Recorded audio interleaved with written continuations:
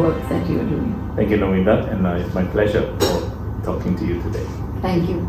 You know, Singapore is a brand on its own, and yesterday's news, or maybe today's news, said that AstraZeneca is going to invest over $1 billion in Singaporean manufacturing. Traditionally, Singapore is known more for services than manufacturing. Would you like to change that myth? Yes, in fact, Nomita, this idea that Singapore is a services country is not wrong. Services is the second largest pillar of our economy, contributing roughly about 16%. But little does people know that actually manufacturing is the largest pillar. Manufacturing contributes to about 20% on the average for the Singapore economy, and as such, we are the largest pillar. And tell me about SMF. How does it facilitate businesses and manufacturing sector, especially in Singapore? Well, SMF, which is short form for Singapore Manufacturing Federation, is founded in 1932. So this is pre-nation building, right? So started from 17 companies who are here. Some of the names you may know. For example, one of the member was Ford Motors. So many years ago, we assembled Ford in Singapore for Southeast Asia, and also Coca-Cola, the drinks that you drink every day. Now, since then, we have grown to a membership base of about 5,000 members, spanning across 10 industry different groups. And for the medical and the life sciences industry group, it's the second largest pillar of manufacturing. And how do you engage with your members, and how do you facilitate their engagement externally? SMF advocates for manufacturers in Singapore. We organize ourselves, as I mentioned just now, into 10 different organizations in terms of industry groups. So each of the group, they will have their own committees, such as chairman, vice chairman, and so on. And they serve that very captive audience based on their industry, and then they have very focused group networking. They have events that are talking about, for example, that industry. However, there's another series of horizontal activity that cut across all the industry groups. So these are activities such as events that could be interacting with different international either agency or international companies that are coming on. And we talk a lot about policies and how we can help our government shape policy that advocates manufacturing. And how is this relationship between the government sector and the private sector? How do you facilitate it? I think Singapore government's approach to working with its industry companies as well as the workers are very consultative.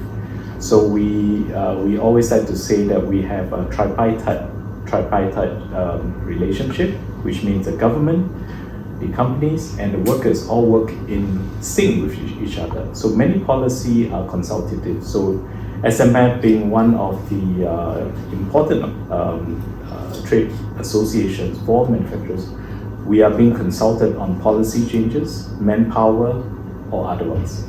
You are a very successful businessman. How do you see things differently while you are inside SMF and while you are just a businessman who's trying to? Well, I would say that doing my own role is a little bit easier because you only have to consider your own operations as well as your own markets. But being in SMF, you have to look across different industry, geopolitical. You have to look across different factors that affect manufacturing. For example, in recent years, your cost has gone up, your power has gone up, your manpower has gone up, and overall utilities have gone up. So how do you then still make manufacturing relevant in Singapore? Yeah, and so in that sense, how is this facilitation? How does it work? How do you be the industry voice? And because the prices, I don't think are really going down, they're going up. So how do you still stay relevant in the changing times? And we are in ASEAN, the cost of production in other countries is definitely lesser than us. But with AstraZeneca showing faith in Singapore and manufacturing here, it still shows that Singapore is doing something right and something to attract these big boys to Singapore. So how do you think that kind of a balance is being maintained? Well, I think many MNCs choose Singapore because of our very stable in terms of political environment. We are I would like to imagine Singapore to be really one of the center in Southeast Asia. So from a geopolitical, from a geographical situation, we are quite central and we are quite neutral. And we have many policies that enable the multinational here to, even though our cost is on the high side, but despite that, they still can be very productive. In fact, one of our members told us recently that the Singapore productivity among their global operation stands up the highest, right? Yeah. However, the cost-wise, it is also one of the highest. So always is a delicate balance that we have to make. Hence, for SMF, we use this strategy that we call SHIP, S-H-I-P, which stands for sustainability. I think we need to steer our manufacturing no longer in a way that you can just produce the way you want it, but you must go into sustainable manufacturing. So S and then H stand for human capital. You know that Singapore have very little land, very few people here, relatively speaking. So every person, every worker, you need to maximize their potential. So we need to develop human capital. I stand for internationalization, whereby Singapore, the market is small. However, you need to look at all the overseas markets, Southeast Asia, Europe, and so on, as your market, both in terms of manufacturing as well as you extend your products and services over there. Last but not least, P for productivity. Our cost is high, and therefore our cost per head must be high. So we have a series of programs under that 4 pillars to help our members stay relevant in Singapore. Wonderful, thanks for sharing. I represent in diplomacy. For internationalization is something very close to the hearts of my demographics. Sure. So how do you engage with other countries? How can other countries, especially the embassies I work with, how do they engage with you? And how can you be the first contact for them to get their people who are interested in doing business in Singapore, and also Singapore manufacturers who want to go to these countries to expand their portfolio? How do you facilitate that? I think that's a very good question.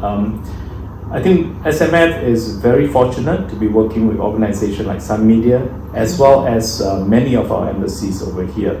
So for a start, we will engage with the embassies, and they will introduce, for example, this specific country, what kind of industry are they very focus on and really want more investment in. And then we will then take our members to attend some of their events where they introduce their investment opportunity and so on. Well, whenever they have a visiting diplomat or politician over here, we have the opportunity to engage with them to understand further. Sometimes during the visit, we may have their trade association coming over, so their businessmen come over, and we create this platform whereby SMF members, as well as the visiting companies, as well as diplomats, they can exchange ideas. Once we have enough interest, we will then organize a mission trip, and this is where the embassy will help us arrange for the relevant appointments and things to see, people to meet. So it is usually that's the SOP of our internationalization. Interesting. Are you connected with other associations of similar kind in ASEAN or Europe or Americas? How do you work with other international organizations like yourself? Well, I mean, we do work with other countries trade associations. Sometimes business to business, when they meet, things happen, sparks happen, things happen. Yes. So I think number one is create the opportunity for them to meet, for them to interact, for them to explore, and just simply present what are you producing, what do I need, right? Yes. That kind of interaction. The trade sparks will happen, collaboration will happen. So this can take place in terms of, we may have exhibition. So sometimes they have an exhibition that they invite us over. We have this big expo in the country. We will organize a group of people of interest, and we visit that. Sometimes we do go in terms of, we have a Singapore pavilion and we will take part in that. So these are one way, and second way is obviously we will then during the mission trip we visit particular companies, and then certain companies just get interested and collaboration happen. Do you have any particular markets in mind, or it's like global everywhere? Interesting that you said. I would say that sometimes the time changes the appetite, if I may say that.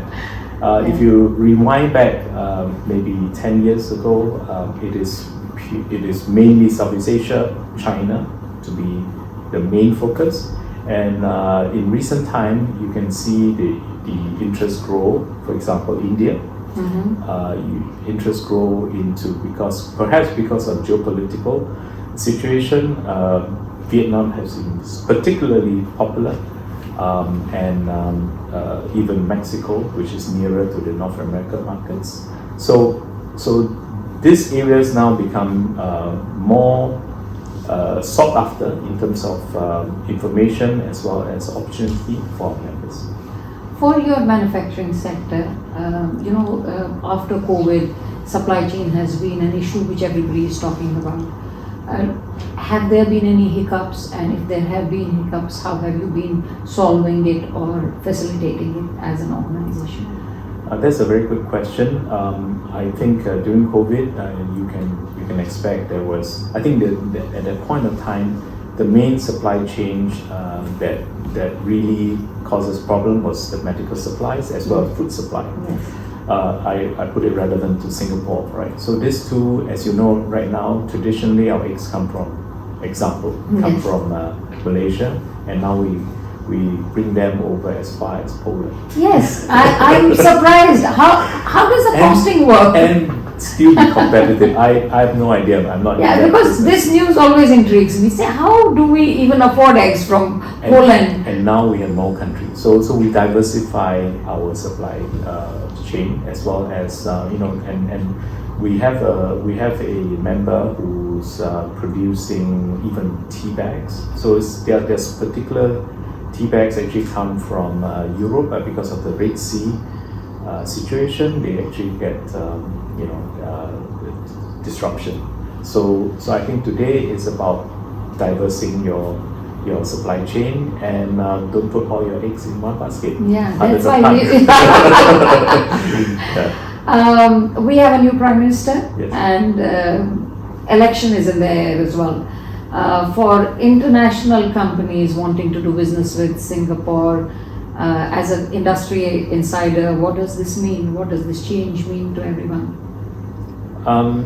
I think for our newly minted Prime Minister, I think very much I see broadly a continuation of the broad policies and the direction that we're heading from. We still want to make Singapore a very popular investment destination for multinationals, and we are enabling our local, whether SMEs or local businesses, working closely with the multinationals, and not just in terms of contract work, but in terms of joint development. So there are a lot of policy in that sense to enable our local businesses to be part and parcel of their critical supply chain, and not just your low value add supply chain. So that is, to me, the fundamental change.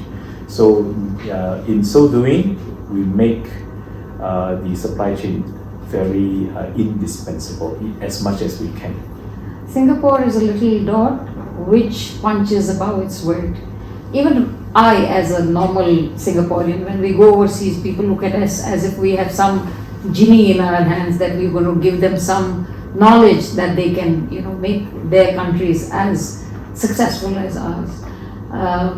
In your perception, what is our success mantra? I will start answering your question by Singapore is a shiny little. Yes. So that what is that shine? I think that shine is an oral of a good name. I think in general a good name that Singapore is a country that is number one trustworthy, always deliver what it says, right? So hopefully our businesses when we go overseas we carry the same good word, right? Mm-hmm. So we deliver what we promise, we do what we say. So I think that is one element. Second element is that we have been honestly we have been a miracle for the past 10 to 15 years. Our GDP growth, at least as far the number that I know, under the former Prime Minister Lee Hsien Loong, our GDP actually grown double. Yes, right? So and we as Singaporeans are very proud to be part of that success story. That's right. And Parliament is not GDP; it's actually our GDP per capita grown double, right? Yes. So that is bringing us the top 10 per capita. So it is a miracle, but we are also mindful that we cannot just be good; we have to be exceptional. So that exceptional part is always what we are striving for. Very, very well said.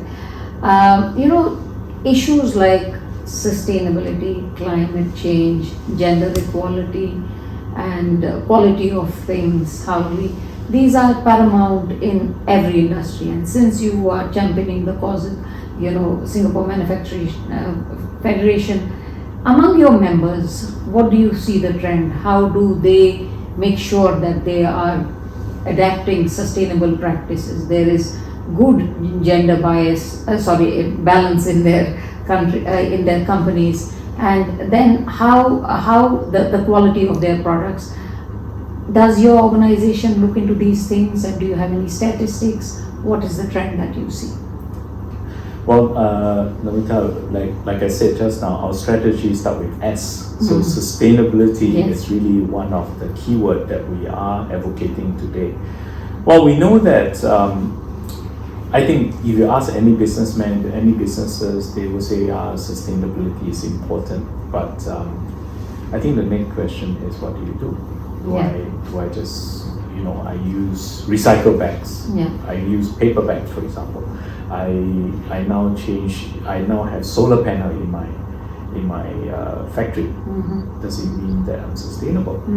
Yes and no. So I think while it is a buzzword, I think SMF is leading our members towards a journey. So in January this year, we launched a service called Sustainability Officer as a Service. So it's a government-funded programs where we have experts in terms of sustainability going down to small and medium-sized company to help them with coming up with an ESG policy, coming up with how do you know what's your carbon footprint right now? So how do you start measuring? Right? Yes. I think that's a start. Yes, of course. So you need to do sustainability to know you want to reduce all your carbon footprint, but first you must know where you are and then have a plan and so on. So it is a journey. We also introduce tool certification so that a lot of businesses say, look, I will do sustainability when it's a law, right? Because otherwise all my competitors, they don't have this cost, so I become not competitive, right? Yes. So while instead of waiting, we're actually giving them incentive for them to start their journey early. So number one, we prove that sustainability can be profitable, right? Number one, so we teach them how through this journey you're actually saving a lot of costs in terms of wastage and so on, and energy and so on. Second is that we have this certification program, for example, Green Excellent Manufacturer. This certification is founded by the Asia Pacific Green Alliance, which is recognized by 27 countries. So when they start this journey, they get recognized. I think this, and when they get recognized, they can then gain a better edge over their customer. Wonderful, because we can all talk, but if there is action, and I believe as Singapore, we always believe in action first, then we kind of, so well done on that count. Thank you. Now, as a businessman, how did you excel? Well, I mean, every businessman had their journey, right? Yes. I think I guess my journey is punctuated with this word called transformation. I was doing a business which is, I guess you can say, not sustainable. For example, I make a lot of credit cards for all the banks, not just credit card, all kind of cards, even your cards that go into your phone. So as that was my main business, but as you know, plastics and the use of cards has been reduced. So how do you transform into another business, while you can? Yes. And that has become one of the biggest challenge for me. So from there, we actually moved into automation. So we help the bank to automate software, hardware-wise, and we help them with big data and things. So it's entire different switch in terms of your products and services. So I would say that in today's world, the only constant is to transform. Basically, you have to keep on thinking on your feet, Keep changing, keep adapting. And that's our Singapore story as well. You go to this building today and then you see it, you can't find it, you find something new. That's right. And that's our little shiny red dot that's evolving always. As I said to you, President, a while ago, that Sun Media has been working with the diplomatic missions for the last 25 years.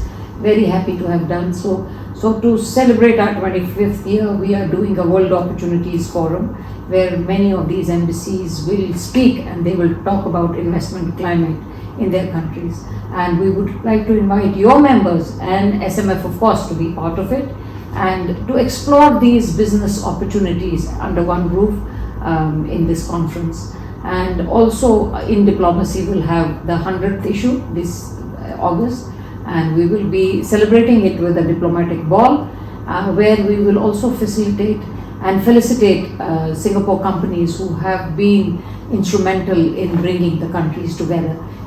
Companies who've done well during SARS or who come in front when things are difficult in different countries. So obviously SMF is on top of our mind. I've come to invite you personally and we seek your support because Singapore is a shiny, tiny dot. I am Sun Media, very, very tiny dot. Very shiny. Thank you very much. So I would like a message for your members to be part of this, and of course you are invited for both the events.